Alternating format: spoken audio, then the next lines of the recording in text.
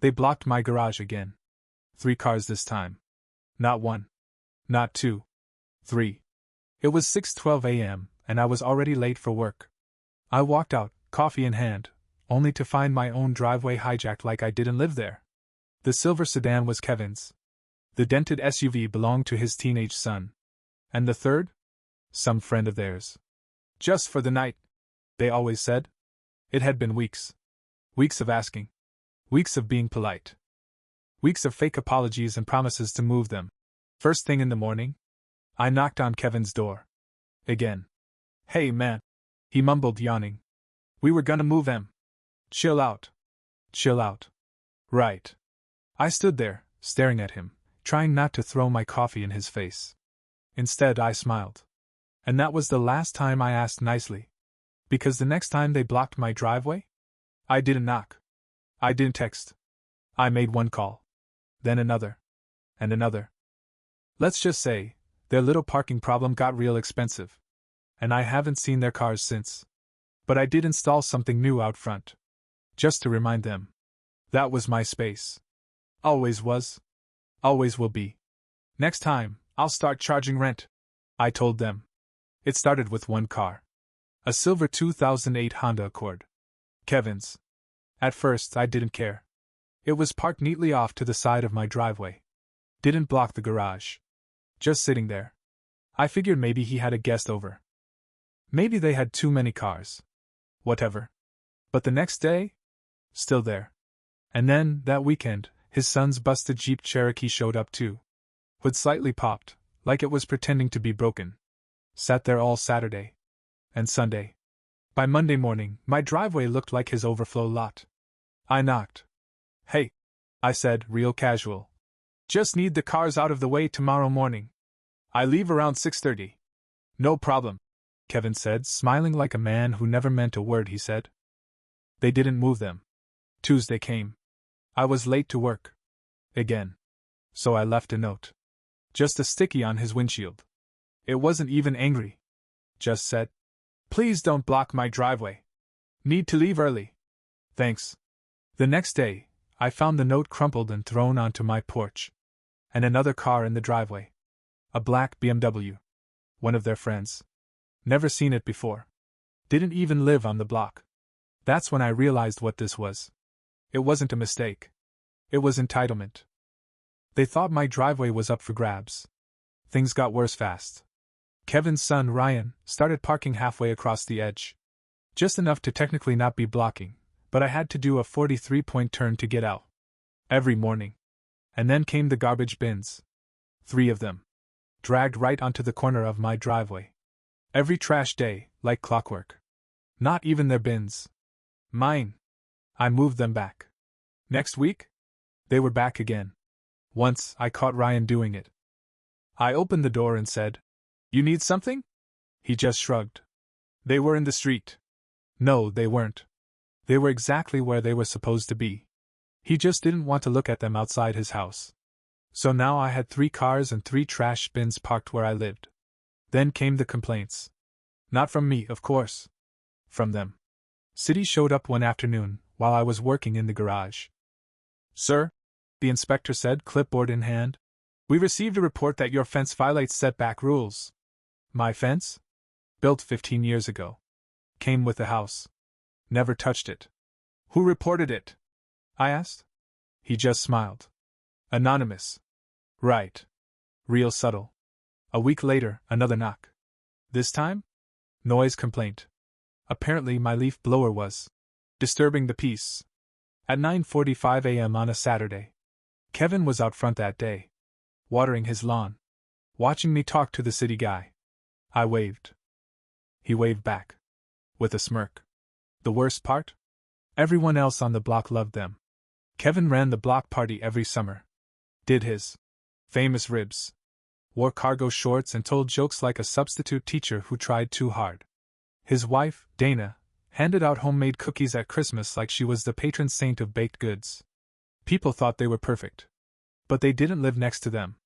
They didn't deal with the passive-aggressive control. The whispering. The subtle sabotage. They didn't find cat food dumped on their lawn every week, drawing in every stray in the neighborhood. Yes, that happened. I caught Dana doing it. She said she was just being kind to the animals. They didn't hear the phone calls through the wall. He's just bitter, she once said loud enough for me to hear. Some people don't know how to be neighborly. It all came to a head one morning. A Wednesday. Cold. Overcast. I had a doctor's appointment at 7:15. Walked outside. Coffee in hand. Ready to go. And there it was. 3 cars. Side by side. Wall to wall. Completely blocking the garage. Silver Honda. Busted Jeep. Black BMW. The full set. It was like they coordinated. Like they did it on purpose. I stood there, jaw tight, heart pounding. I knocked on Kevin's door. No answer. Rang the bell. He finally opened it, eyes half closed, robe hanging open. Hey, he said, rubbing his eyes. What's up? I didn't say a word. Just stared. He looked over my shoulder at the cars. Smiled. Sorry, man.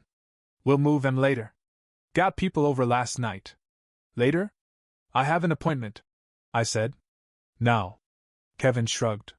You'll figure it out. And he shut the door. That was it. That was the exact moment something snapped. I walked back inside. Put my coffee down. Picked up my phone. Pulled up the number I'd saved a week ago. Tow company 24/7 service. I made the call. Hi, I said. I've got some vehicles blocking my garage. Private driveway. 15 minutes later, the first flatbed pulled up. By the time Kevin came outside, it was too late. All 3 cars were already hooked. He ran out, arms flailing. Hey! Hey! What the hell are you doing? Not me, I said, sipping my coffee.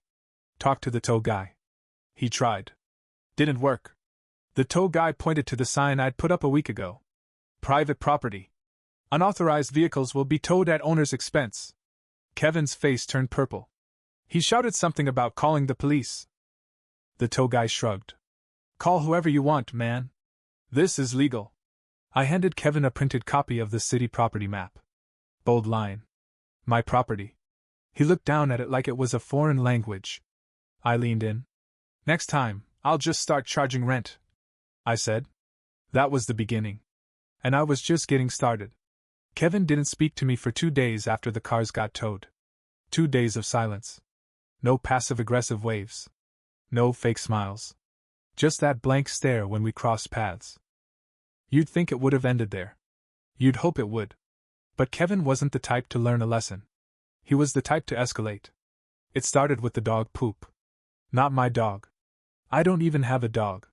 But suddenly, every morning, there was a fresh, steaming pile in the middle of my driveway. Sometimes 2. Always placed perfectly. Like a gift. First few times, I cleaned it up. Cursed under my breath. Moved on. Then I caught Ryan one night. Walking their mud across the street. Letting it squat right at the edge of my driveway while he stood there, texting.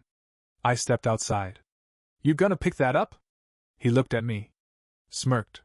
Didn't see it happen. And walked off. The next morning? 3 piles. Then came the lights. I'd wake up at 2 a.m., outside floodlights blasting straight into my bedroom. Not my lights. Theirs. They installed a new one. On the side of their garage. Aimed perfectly at my second-floor window. I knocked. Asked politely. Kevin said, Oh, that? Security.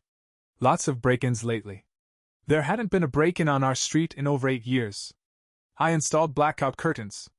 They upped the brightness. Work started getting harder. I'd be late to Zoom meetings because I had to clean the driveway. Again. I was behind on a major project. Sleep deprived. Wired from caffeine. Staring at spreadsheets that made no sense. One morning, I opened my email to find a message from HR. Apparently, someone called my company's ethics line. Said I was running a side business. Out of my garage. Which was interesting because my garage was filled with paint cans, tools, and a dented lawnmower I hadn't touched in months. My boss believed me. Barely. But the warning was clear. We can't have distractions like this again. Kevin was trying to mess with my job now. He wanted me unstable. Cornered. My sister came to visit that weekend. Just for a night. She parked in front of my house, completely legal, not blocking anyone. Next morning, she found a long scratch down the side of her car. Keyed. Deep. Deliberate. I told her I was sorry. She told me it wasn't my fault. But it was. This was my war. And now it was spilling onto people I cared about. The final straw came a week later. A man from the county assessor's office showed up at my door. Clipboard. Vest. Badge. Very official looking. Got a report of an unpermitted structure on your property. I blinked. What? He pointed toward my garage. I took him around back. Nothing had changed. Same old garage. Same old fence. Same tools. He looked confused. They said there was a converted living space. Someone renting it out. There wasn't. But I already knew who they were. I followed him back to the street and watched as he walked next door. Straight to Kevin's. They talked. Laughed. Kevin gave me a little wave. A big smile. Like we were still neighbors. Like this was all just one big game. That night I sat in the dark. Curtains drawn. Lights off. Just me and my thoughts. I hadn't slept in 2 days. My appetite? Gone. My job? Hanging by a thread. Every part of my life was being picked apart, quietly, legally, just inside the lines. And Kevin? Still smug. Still untouchable. I watched him from the window. Out on his porch, drinking a beer. Laughing on the phone. Probably bragging about how he got another win. I thought about my dad. He always said, "Don't start fights.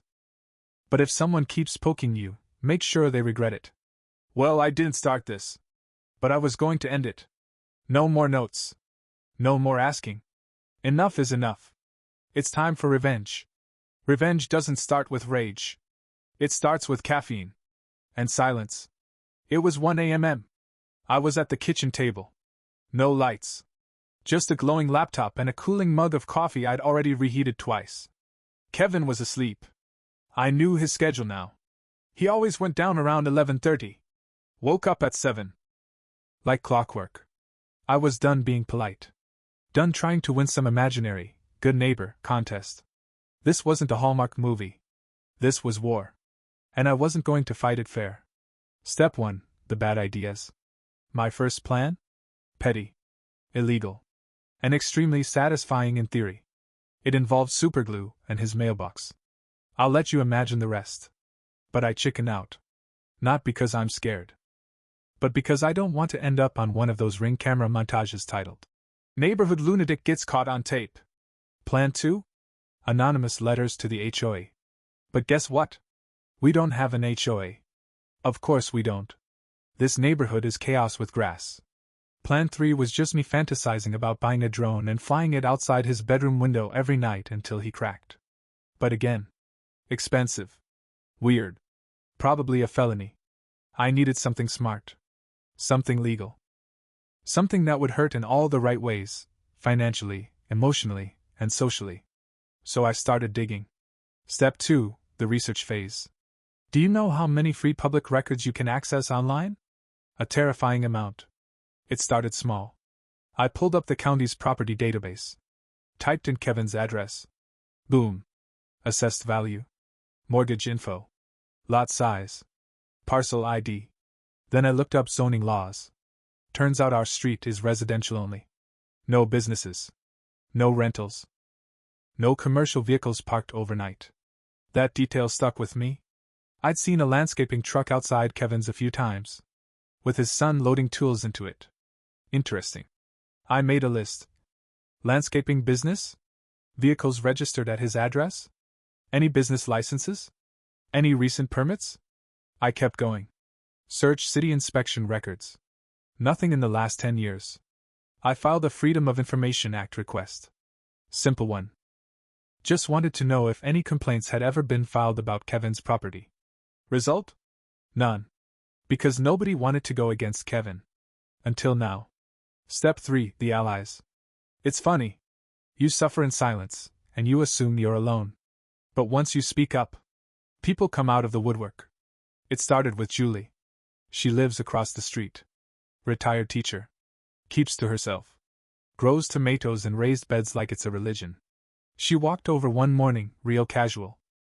"I saw the tow truck," she said. Her eyes twinkled. I nodded. "They blocked me in. Again." She glanced over at Kevin's house. "Good. He thinks he owns this street." And just like that, I had my first co-conspirator. Turns out Kevin's beloved neighbor act had cracks. Julie told me stories. He'd yelled at her once for parking too close to his driveway. Reported her chickens for being too loud. She doesn't have chickens. Once told her husband to mow his lawn more often because it brings down the value. There were others too. Sanjay, 2 houses down, said Kevin once tried to get his car towed for being parked outside his own house. Marisol next door said Kevin's dog pooped in her yard every day for 6 months. Everyone had a story. Nobody did anything. Until now. Step 4: the plan. I started documenting. Photos. Videos. Every time a strange car showed up. Every time a business truck parked overnight. Every time Ryan's dumb landscaping operation loaded gear into the trailer. I logged timestamps. Plate numbers. Even checked vehicle registrations through a friend who owed me a favor at the DMV. Don't ask. Then I made a binder. Yes. A literal binder. Tabs. Color-coded. 1 section for zoning violations. 1 for commercial vehicle ordinances. 1 for noise complaints. 1 for garbage overflow. His bins were always out for 4 days straight. Then I looked into permits. Kevin had built a patio last year. Big one. Covered.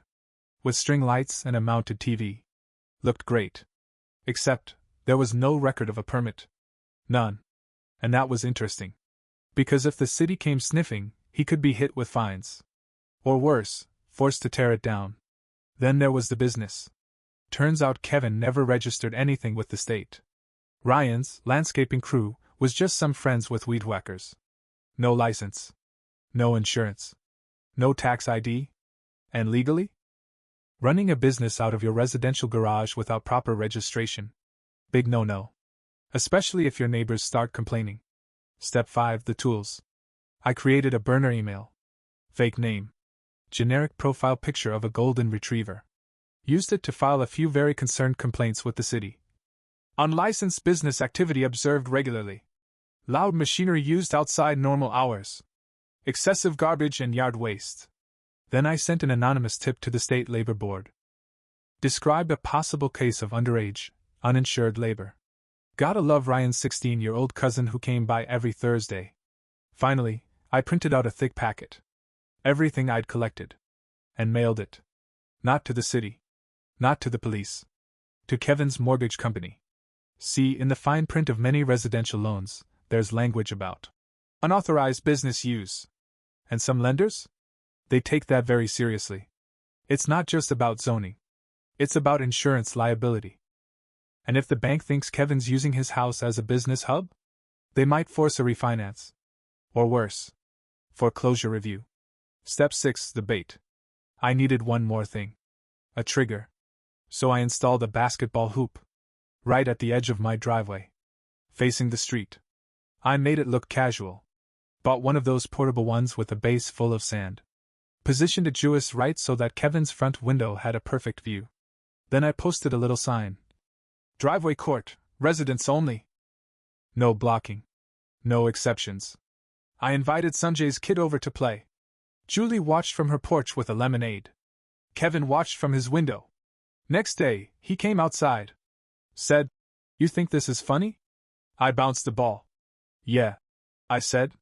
"Kind of." He stormed off. That was the moment I knew. He was going to snap. And that was exactly what I wanted. Because the moment he snapped, everything I'd set in motion would fall into place. It was finally time. I had the evidence. I had the leverage. I had the receipts, the photos, the law on my side. And Kevin? He had no idea what was coming. Kevin cracked faster than I expected. It started the day after I mailed that packet to his mortgage company. I was watering the lawn, casually, like a man not orchestrating a revenge plot, when he came stomping across the grass. "Hey!" He pointed at the basketball hoop. "You can't just put that in your driveway." "Pretty sure I can," I said. "It's mine." He stepped back, eyes narrow. I gave him a friendly smile. Let him stew in it. That was the moment I knew he felt it. The shift. He wasn't in control anymore. 3 days later, 10:07 a.m., a white city vehicle pulled into his driveway. Same clipboard guy from the illegal fence. Visit. I was in my garage. Door cracked open. Dana answered first, cheerful as usual. Then, the face drop. Kevin came out. Arms crossed. Clipboard guy handed them a form. Kevin looked up at my house. Straight at me. No wave this time. Just a glare like a guy realizing the air just changed, and it wasn't in his favor. Turns out the patio? The beautiful, string-lit, HGTV mess? Built without a permit. They had 14 days to submit plans or start tearing it down. The next visit? Business enforcement. This one was bigger. 2 plainclothes officers. Talked to Ryan. Talked to Kevin. Snapped photos. Took notes. Left a bright yellow notice taped to the garage.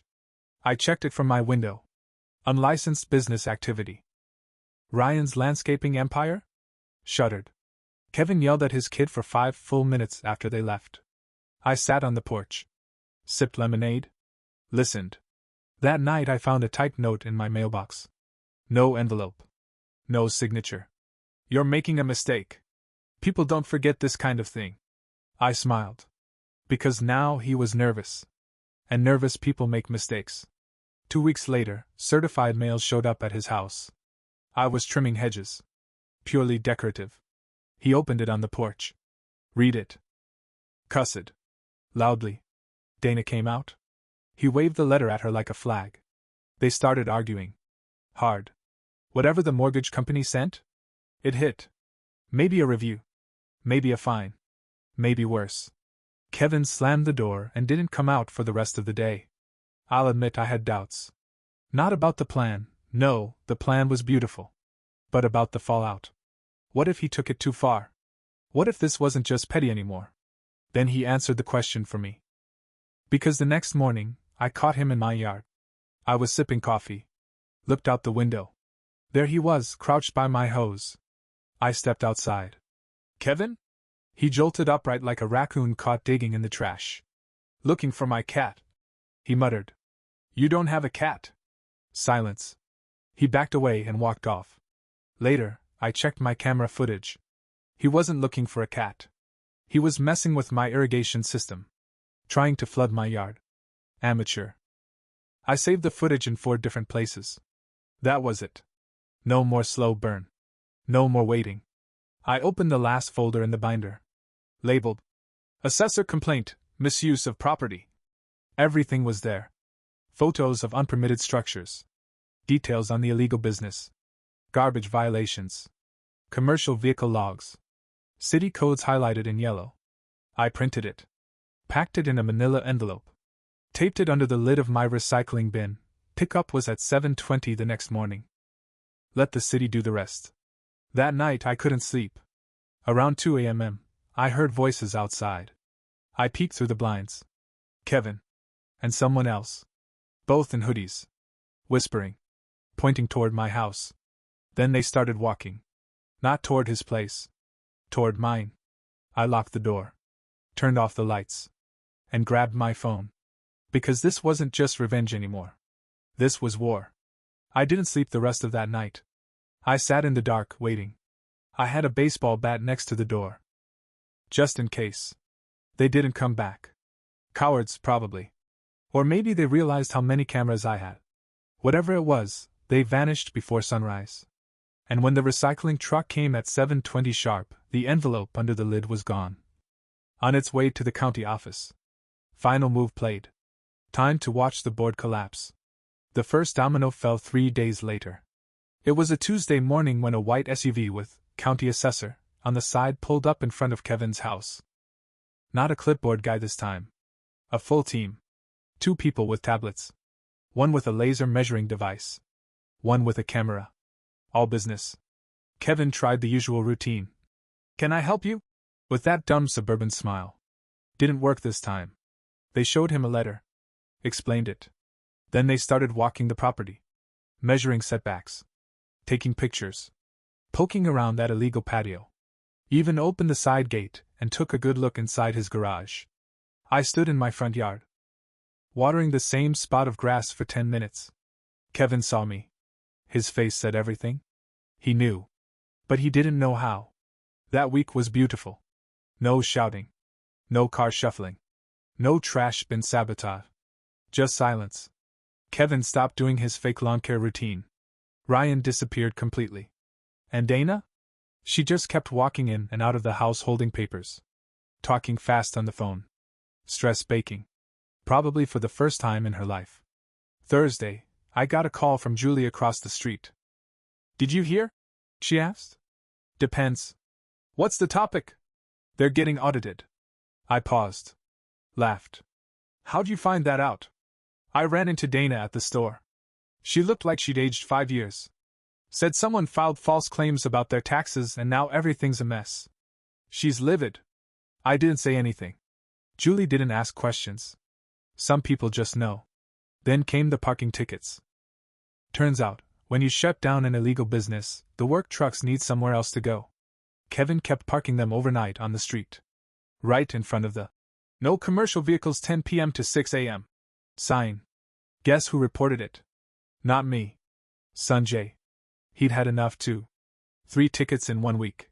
Each one over $200. I watched Kevin rip the last one off the windshield like it personally betrayed him. He looked around the street like he was hunting ghosts. Every neighbor smiled back at him. Then, my favorite part. The patio teardown. Apparently, retroactive permits cost money. Money Kevin didn't have. So the city gave them a choice. Pay the fine. Submit architectural plans. Schedule inspections. Or tear the whole thing down. They chose demolition. One Saturday morning, a crew showed up. Dana stood out front, arms crossed, sunglasses on. Kevin stood by the workers, trying to supervise. The workers didn't listen. By noon, the string lights were gone. By 3 p.m., the covered patio was a skeleton. By sunset, it was a pile of boards and dust. The TV was gone. The grill was gone. The smug parties? Gone. I thought it was over. I was wrong. Because the next morning, Kevin came to my door. Actually knocked. I opened it slowly. Left the screen door closed. You happy now? He asked. I looked at him. He looked awful. Bloodshot eyes. Baggy clothes. Hair that hadn't been combed in days. I'm not unhappy, I said. You don't get it, he said. You don't know what you've done. I leaned against the doorframe. Enlighten me. He shook his head. You ruined us. Over what? Some cars in a driveway? I blinked. You blocked me in. 4 months. I asked. You ignored me. You laughed in my face. He opened his mouth. I kept going. You weaponized city inspections. Falsely reported me. Let your dog trash my yard. Had my sister's car keyed. You trespassed. You tampered with my property. I stepped closer to the door. You played stupid games. I just gave you your prize. Kevin stared at me for a long time. Then he said, You're sick. I smiled. You should have just moved the car, Kevin. He turned. Walked away. That was the last time he ever stepped foot on my property. The final nail? A big yellow, for sale, sign in his yard 2 weeks later. They didn't announce it. Didn't throw a goodbye party. Just vanished. People said they were moving in with Dana's parents. For a while. Translation. Evicted by karma.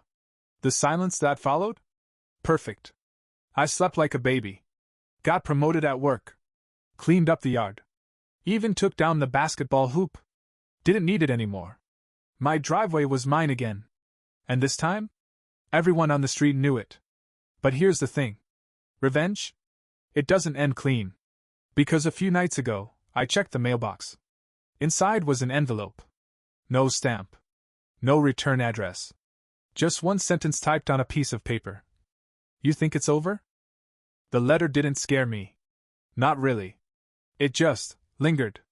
Sat on the counter for a week. Untouched. One sentence. You think it's over? No name. No signature. No threat. Just that quiet little whisper. And maybe that was the point. Not fear. Just doubt. A final little poke in the ribs on their way out. Typical Kevin. Even in exile, still trying to get the last word. They were gone, though. For real. By the end of the month, the house was empty. Blinds drawn. Curtains gone. Grass overgrown. A dead grill rusted on the back porch like a gravestone for suburban arrogance. The moving truck had come in the middle of the night. No neighbors helped. No one waved goodbye.